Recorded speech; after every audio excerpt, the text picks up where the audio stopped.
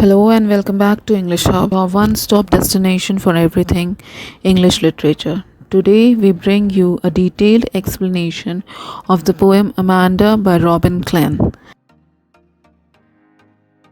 And in this video, we will dive into the poetic background, explore each stanza, analyze theme, literary devices, and even offer a modern day perspective.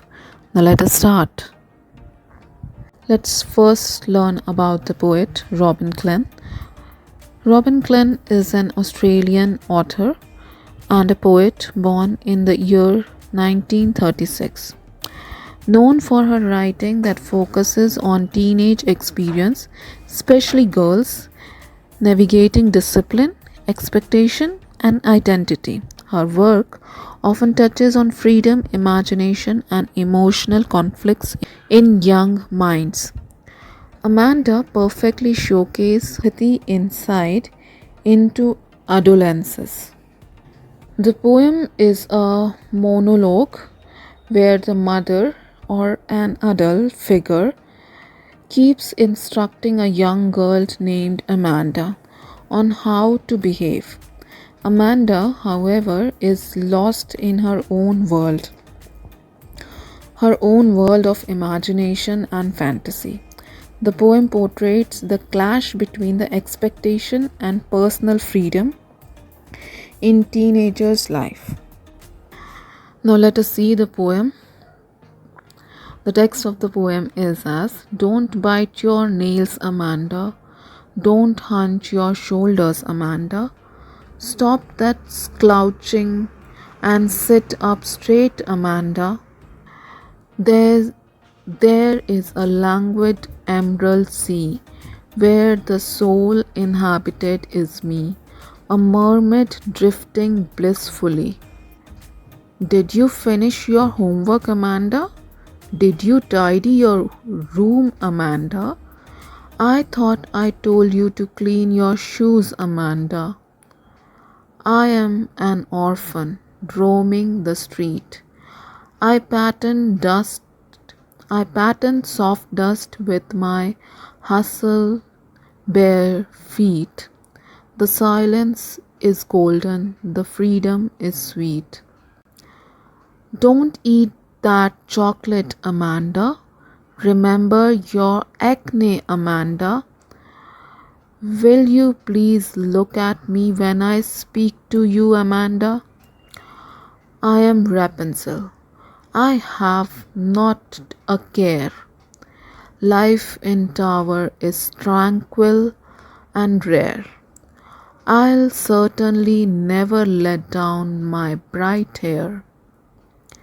Stop that sulking at once, Amanda. You are always so moody, Amanda. Anyone would think that I nagged at you, Amanda. So this is the whole poem, where a mother or an adult, basically a mother, is the one who teaches the child. So it's being expected that the mother is the one who is asking Amanda to do and not to do the things. And the other whole bracket parenthesis ones are the imagination of Amanda. Now let us see the explanation of the poem. In the first stanza, the first half is of the parent that tells us, don't bite your nails, Amanda. Don't hunch your shoulder, Amanda. Stop that slouching and sit up straight, Amanda. The speaker is basically the mother or the parent of a girl named as Amanda. And the person is constantly correcting Amanda's behavior. The person is scolding her for biting the nails, for hunching and slouching the shoulders. These are the common things which are being taught to a child to keep his posture correct. And these command represents the overbearing discipline. The reaction of Amanda is that she does not respond verbally, but she in her own silence speaks in her inner frustration. She speaks her silence, but her silence speaks of her inner of inner frustration. In the lines like in there is a languid emerald sea where sole inhabited is me, a mermaid drifting blissfully. Amanda escapes when the mother was instructing her, or the parent was instructing her. Amanda escapes into her fantasy, is there having an imagination that she is a mermaid in a peaceful sea. Languid and emerald is suggesting over here the calm and the beauty. A green colored sea is there, and she longs for freedom. She wants the freedom, a solitude life, a peaceful life, away from all these instructions which any person, any teenager can understand at the time when the parents are instructing us. At that time we feel that we should be alone, we should not be there, we want the freedom. So here also the girl Amanda is hoping for a solitude, a freedom, hoping for freedom, solitude and peace. She wants to also get away from all the different kinds of instruction that the parents are giving her. In the next stanza is again the parents are asking her, did you finish your homework, Amanda? Did you tidy your room, Amanda? I thought I told you to clean your shoes, Amanda. Here is a list of duties and the expectations that are being expected from Amanda, that she should be doing her homework, cleaning and tidying up her room. Amanda's life seems to be revolved around the instructions, and in this all instructions are being given, the Amanda shows the silence, which shows the disobedience or inner detachment from the real world. With this stanza, the Amanda reacts as, I am an orphan, roaming the street. I pattern soft dust with my hustled bare feet. The silence is golden, the freedom is sweet. These are her inner imagination, where Amanda becomes an orphan, free from nagging. Nobody is there to nag her. Though being an orphan is tragic, but she sees it as a liberation, as a freedom, and she feels that the silence is golden. She carves freedom from the noise and the control that is being done at her. Next stanza, don't eat that chocolate, Amanda. Remember your acne, Amanda. Will you please look at me when I am speaking to you, Amanda? Again, the parent is telling her not to eat chocolate, likely due to her skin concern, as eating a lot of chocolate gives us acne, gives pimples. The adult now command and possibly offended Amanda, and adults lacks empathy for Amanda's emotional state. Here she behaves like, I am a Rapunzel, I have not a care, life in a tower is tranquil and rare. I'll certainly never let down my bright hair. And Amanda imagines herself as a Rapunzel who lived alone in a tower. Unlike the original story, Amanda prefers isolation. She does not want any companion. She does not want to let her bright hair down and anybody to climb up in that tower. She chooses solitude, as that gives her happiness. Stanza is, stop that sulking at once, Amanda. You are always so moody, Amanda. Anyone would think that I nagged at you, Amanda. Here the poet tells that the adult now accuses Amanda of being moody and ungrateful.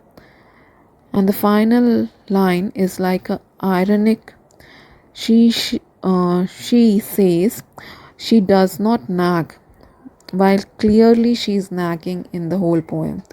While the adult is clearly nagging in the whole poem, it highlights the adult insensitivity to the emotional need of children. This was the whole explanation of the poem. Now let us see the themes related with the poem.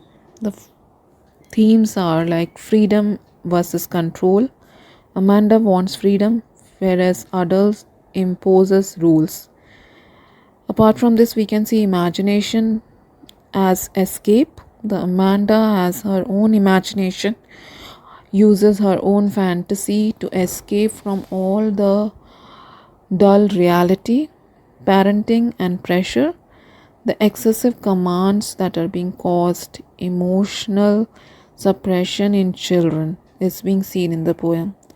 Adolescence, the poem mirrors the typical struggle of growing up, the adulthood.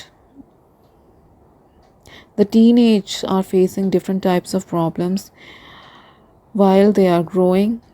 Different types of struggles that they are facing is being shown in the poem. Let us see the literary devices. The literary devices which we can see in the poem are alliteration, the repetition of the sound S is being seen in the poem. Stop that slouching and sit up straight is having this repetition of sound S. Apart from this, we can see imagery in the whole poem. The vivid description of the creative mental pictures that enhances the emotional impact in the poem. Then we have anaphora, the repetition of a word at the start of the consecutive lines, as seen as "Don't bite your nails, Amanda," and the next line also, "Don't hunch your shoulder, Amanda." The word "don't" is being there, which shows anaphora. Apart from this, we have repetition. The word Amanda is being repeated again and again, which emphasizes the instruction imposed on Amanda by the adult or the speaker. Allusion is there. Allusion is in an indirect reference to a person, place, or idea. In the poem, we can see Amanda becoming as a mermaid or a Rapunzel. A mermaid is a kind of a sea creature, half woman and half fish, and Rapunzel is a fairy tale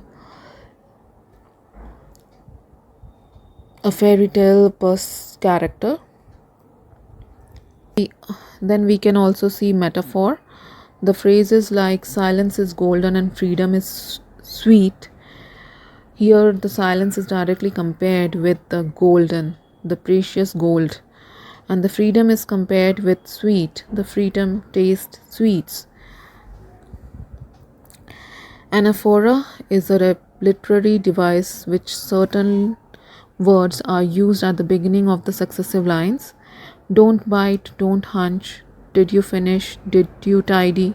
These are some of the examples of anaphora which are there in the poem. Apart from that, we can also see in this poem we have a rhyming scheme of A B A C C A B A C C C. This is the rhyming scheme of the poem. So this was the whole poem. A poem that teaches us the adult must listen to children's emotion. Imagination is powerful and should be nurtured. Avoid over-discipline as it may suppress the expression and joy.